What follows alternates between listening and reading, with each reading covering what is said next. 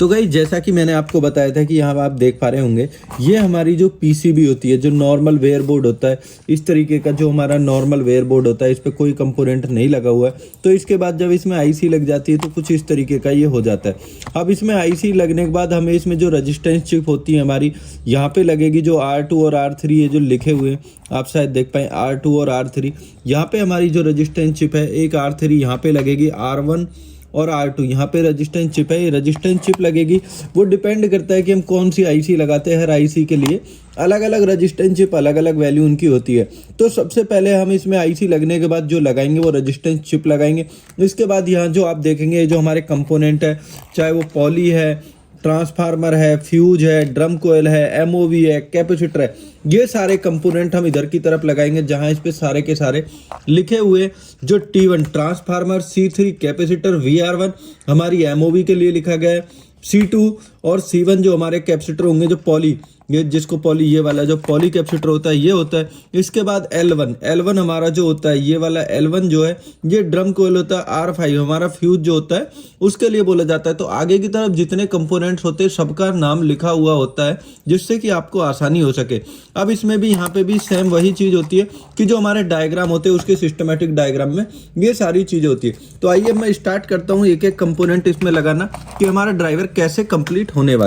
तो गाइस हम सबसे पहले जो हमारी फीडबैक की जो चिप है जो हमें फीडबैक पे लगानी है उसको हमें लगाना है। तो इसको हमें लगाने के लिए हम चिमटे की मदद से इसको कुछ इस प्रकार यहाँ पे लगा देते हैं। इसको लगाने के बाद यहाँ पे हमें जो करना है, हमें इस पर सोल्डरिंग करनी है। अब इसका हमें विशेष ध्यान रखना है कि जो हमारी आईसी की पिन है, ये इसके जो ट्रैक है ये किसी दूसरे ट्रैक से आपस में कनेक्ट ना हो। तो सबसे पहले अब हम इस पर सोल्डरिंग करने के लिए इसमें सोल्डर लगाते हैं जिससे कि इस पर आसानी से हमारी सोल्डरिंग हो जाती है। तो ये देखेंगे हमने एक पॉइंट जो हमारी रजिस्टेंस चिप का था, एक पॉइंट को सोल्डर कर दिया। अब इसके बाद जो हमारी नेक्स्ट है, नेक्स्ट रजिस्टेंस चिप को हम इसमें फिर से माउंट करते हैं जो R3 पे है। तो हम R3 वाली जो हमारी रजिस्टेंस चिप थी उसको हम माउंट करते हैं यहाँ पे।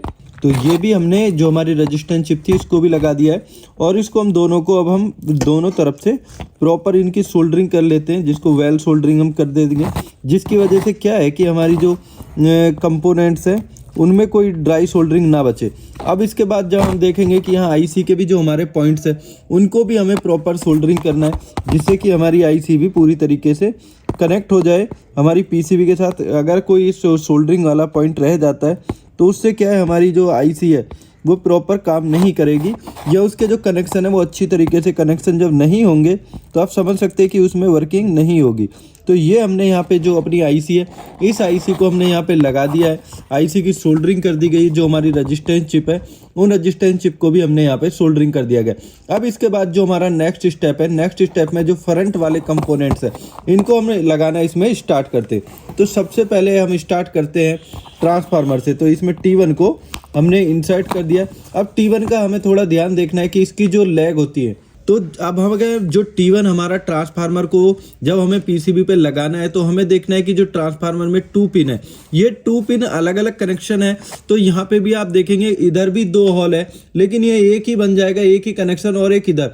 तो हमें जो हमारी ये जो पिन है, इन पिनों का हमें विशेष ध्यान रखना है क्योंकि 2 ये पॉइंट है तो 2 पॉइंट्स पे हमें इस प्रकार इसको लगाना है। वो आपके डिजाइन है कि आपने पीसीबी को ये पॉइंट्स को किधर दिया है।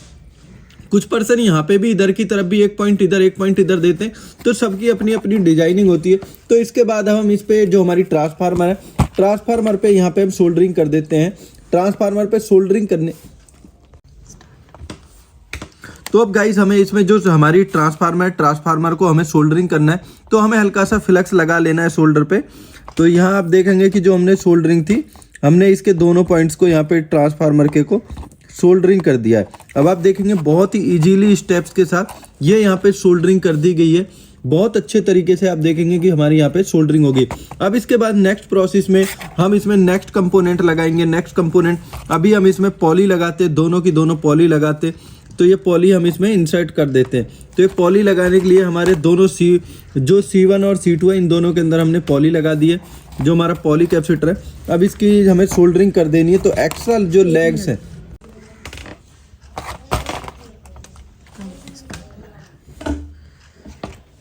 तो गाइस हमने इसके अंदर जो हमारे पॉली थे दोनों पॉली को लगा दिया है। अब इस पॉली की जो हमारी एक्स्ट्रा लेग है उनको हम काट देते हैं। उस लेग को काटने के बाद हमें इन पे सोल्डरिंग कर देनी है, अच्छे से सोल्डरिंग करनी है। अगर हमारी सोल्डरिंग ड्राई सोल्डरिंग या अच्छे से सोल्डरिंग नहीं होती है तो क्या होता है कि हमारे जो कनेक्शन है वो लूज रह जाते हैं, और कनेक्शन लूज होने की वजह से जो हमारी स्पार्किंग होती है उससे हमारे ड्राइवर की जो लाइफ है वो कम हो जाती है। ये सिर्फ वीडियो जो मैं बना रहा हूँ सिर्फ एक सैंपल टेस्टिंग की, आप देख सके कि किस प्रकार आप ड्राइवर को, आप अगर कोई कंपोनेंट खराब है उसको भी बदल सकते हैं। तो ये सारी चीज़ें तो हमने यहाँ पे दोनों पॉली जो थी हमारी उनको हमने लगा दिए गए। अब यहाँ पे इसके बाद इसमें आएगा VR1। VR1 मतलब हमारी जो MOB है। अब इसके अंदर हम अपनी MOB को लगाएंगे VR1। MOB को भी हमने दोनों लेग्स को जो हमारे VR1 का पॉइंट्स था उसके अंदर यहाँ पे लगा दिया है। तो इसके अंदर लगाने के लिए हमें कुछ नहीं करना है, बिल्कुल सिंपल जो हमारा स्पेस था जहाँ VR1 लिखा हुआ था वहाँ हमने इसको लगा दिया। इसके बाद जो हमें एक्स्ट्रा लेग्स है वो हमने एक्स्ट्रा लेग काट दिए, और सेम उसी प्रकार से यहाँ पे हमने फिर से सोल्डरिंग कर दी है। सोल्डरिंग करते हैं पूरा हमें तरीके से कि हमें सोल्डरिंग जो है फुल्ली बेस्ट तरीके से सोल्डरिंग हो जाए। इसमें फ्लेक्स लगाने के बाद ये आप देखेंगे तो हमारी यहाँ जो सोल्डरिंग थी हमारी दोनों पॉली, MOB, ट्रांसफार्मर, ये हमारे जो 4 कंपोनेंट है यहाँ पे लग चुके। अब जो हमारा 5वां कंपोनेंट है कैपेसिटर। अब कैपेसिटर का विशेष ध्यान रखना है, जो इधर जहाँ ये लाइन है माइनस, ये आप देखेंगे तो हमें जिधर ये वाइट मार्क है इधर की तरफ लगाना है। हमेशा जो हमारा माइनस वाला पॉइंट होता है कैपेसिटर पे उस पे हमेशा कुछ ना कुछ मार्क होता है, और जो हमारी प्लस वाली लेग होती है वो हमेशा लॉन्ग होती है, माइनस वाली लॉन्ग से आप देख सकते हैं कैपेसिटर की। तो अब हमने इसमें यहाँ पे अपने कैपेसिटर को भी लगा दिया है। जो हमारा C3 वाला ऑप्शन था उसमें हमने अपने कैपेसिटर को लगा दिया है। अब कैपेसिटर लगाने के बाद फिर से हम जो हमारी एक्स्ट्रा लीड है उनको हटा देते हैं। तो ये हमने जो हमारी एक्स्ट्रा लीड थी वो हमने हटा दिया। फिर से इसमें हम यहाँ पे सोल्डरिंग करेंगे। यहाँ आप देखेंगे कि जो हमारी सोल्डरिंग है, अगर हम फ्लेक्स लगाते तो बहुत ही इजीली और बहुत ही सिंपल तरीके से हमारी सोल्डरिंग हो जाती है। तो यहाँ पे मैंने इस पर फिर से सोल्डरिंग कर दी है। अब हमारे कंपोनेंट मोस्टली लग चुके हैं, बस अब हमें क्या लगाना है, एक हमारा L1 जिसको हम ड्रम कोयल बोलते हैं, ये वाली हमारी जो ड्रम कोयल है इस ड्रम कोयल पे को यहाँ पे लगा देते हैं। सेम वही प्रोसीजर, एक्स्ट्रा लेग को काट देना है और उस पर सोल्डरिंग कर देना है। तो अगर कोई भाई अपने घर बैठे भी ड्राइवर बनाने का भी प्रोसेस करना चाहता है तो हमारे यहाँ ड्राइवर का जो रॉ मटेरियल है, स्टैंडर्ड जो ड्राइवर्स होते हैं उनका रॉ मटेरियल भी आपको मिल जाएगा, जो कि अभी हम जो देंगे आपको क्वालिटी वो बहुत ही शानदार क्वालिटी मिलेगी। आप देखेंगे अब यहाँ पे हमने जो था हमने इसमें ड्रम कोयल को भी लगा दिया।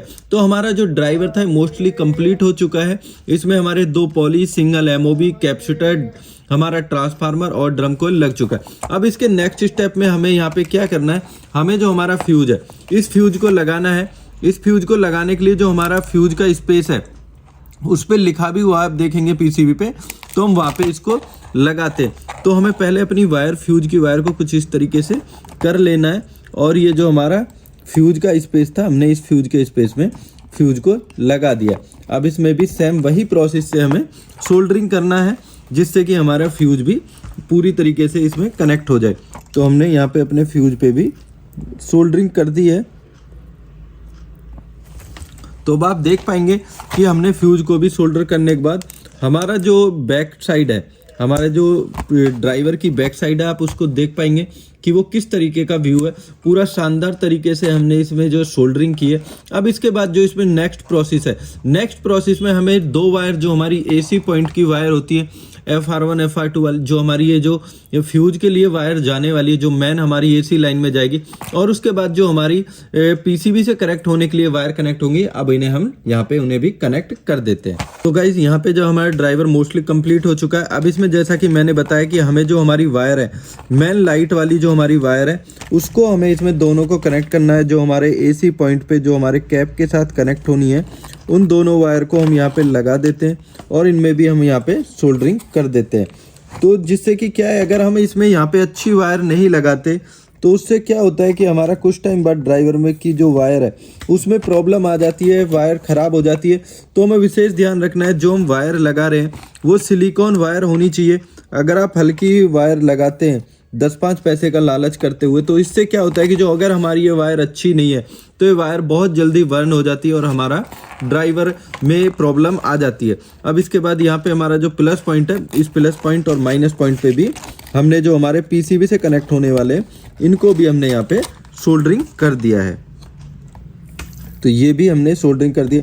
और आप देखेंगे कि कुछ भाइयों को सोल्डरिंग करते टाइम बड़ी प्रॉब्लम आती है और उनसे सोल्डरिंग नहीं हो पाती है। तो यहाँ आप देख रहे होंगे बहुत ही इजीली स्टेप, अगर आप अच्छा सोल्डर यूज करते हैं तो ये बहुत आसानी से हो जाता है। तो अब हमारा जो ड्राइवर है ये बन के पूरी तरीके से तैयार हो चुका है। अब इसको जब, क्योंकि हमने बनाया है मैनुअली बनाया है, तो इस पर एक्स्ट्रा फ्लक्स जो शोल्डर का होता है वो लग जाता है। शायद आप देख पा रहे हैं कि नहीं देख पा रहे। तो इस फ्लक्स को साफ करने के लिए हम इसको इस पर थिनर लगा देते हैं, जिससे कि इसमें एक्स्ट्रा जो हमारा फ्लक्स है वो सारा बिल्कुल क्लीन हो जाए और हमारा ड्राइवर बिल्कुल क्लीन और एकदम साफ सुथरा, और जो इसमें सोल्डरिंग का है ये जो आपको दिख रही है ये साफ हो जाए। तो गाइस हम थिनर की मदद से इसको साफ कर लेते हैं। ब्रश पे इस प्रकार हम इसमें थोड़ा सा थिनर लगा लेते हैं।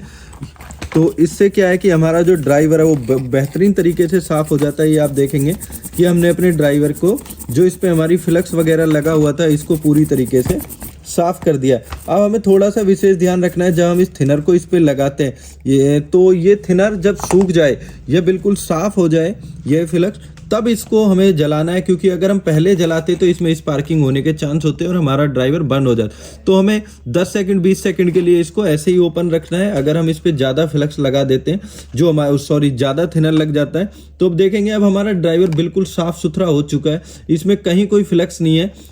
तो इससे क्या है कि अब हमारा ड्राइवर में कोई शॉर्ट सर्किट या स्पार्किंग होने का कोई चांस नहीं है। तो मैं इसको एक बार आपको टेस्टिंग करके दिखाता हूँ कि जो हमने ड्राइवर बनाया है क्या वो ओके है या नहीं ओके है। तो सबसे पहले हम इसको पीसीबी के साथ कनेक्ट कर लेते हैं। हम अपने प्लस माइनस को, जो हमारे ड्राइवर के आउटपुट वायर है, उसको हम प्लस और माइनस पीसीबी के साथ कनेक्ट कर देते हैं। तो ये आपने देखा कि हमने प्लस वाला रेड के साथ और माइनस वाला ब्लैक के साथ कनेक्ट कर दिया। अब इसके बाद मैं इसको टेस्ट करता हूँ कि इसका क्या रिजल्ट निकलने वाला है। तो गाइस आपने देखा हमारा ड्राइवर पूरी तरीके से ग्लो करने लग गया। अब इसकी जो नेक्स्ट टेस्टिंग है मैं आपको नेक्स्ट वीडियो में दिखाने वाला हूँ, जहाँ इससे भी ज़बरदस्त कि ड्राइवर आप बनाने के बाद उसकी जो पूरी टेस्टिंग है उसको कैसे लेंगे, कैसे आपको एक एक चीज़ मिलने वाली है। तो ये पूरा का पूरा वीडियो आपकी समझ में आ गया होगा कि एक ड्राइवर को आप किस प्रकार मैन्युफैक्चरिंग कर सकते हैं, या जो ड्राइवर है उसमें क्या क्या चीज़ें आपको मिलती हैं। तो गाइज मैंने आपको दिखाया जो हमारा एलईडी का ड्राइवर है उसको आपको कैसे आप अपने घर बैठे भी अगर चाहें तो रिपेयर कर सकते हैं, मैन्युफैक्चरिंग कर सकते हैं। लेकिन ये प्रोसेस थोड़ा लंबा प्रोसेस हो जाता है। ये सिर्फ मैंने आपको एक सैंपल बेस्ड कि हम जो एलईडी का ड्राइवर होता है उसको अगर आप मैनुअल सोल्डरिंग भी करते हैं तो आप इस प्रकार इसको रेडी कर सकते हैं। और जो उसका सिस्टमेटिक डायग्राम है आप उसको भी देख सकते हैं, क्योंकि सबकी जो चिप की रेजिस्टेंस जो वैल्यू होती है वो चेंज होती है। जो कंपोनेंट्स लगे होते हैं सबकी वैल्यूज अलग होती है। ट्रांसफार्मर होता है उसकी वैल्यू स्टैंडर्ड्स होती हैं जो उस आईसी के अकॉर्डिंग, तो वही लगाया जाता है। तो मैंने आपको नॉर्मली इस वीडियो में यही दिखाने की कोशिश करी कि एक एलईडी ड्राइवर को आप कैसे मैन्युफैक्चरिंग कर सकते हैं या वो क्या प्रोसेस होता है। इससे नेक्स्ट वीडियो में मैं एक जो सिंपल हमारा ये जो एलईडी का ड्राइवर है इसके आप वोल्टेज, एम्पियर, जो इसका टेक्निकल डाटा है उसको आप कैसे मेजर कर सकते हैं, ये सारी चीजें आपको इस वीडियो में, नेक्स्ट वीडियो में जो आपको दिखाने वाला हूं उसमें काफी चीजें आपको मिलने वाली है। तो प्लीज अगर आप सभी लोगों को हमारी वीडियो पसंद आई तो प्लीज हमारे चैनल को लाइक और सब्सक्राइब करना बिल्कुल ना भूले। फिर से मुलाकात होगी आप सभी लोगों से एक नई और नेक्स्ट वीडियो के साथ जो इससे भी और ज्यादा बेटर होने वाली है एलईडी से टेक्निकल डिटेल। तो once again thank you for all of my viewers.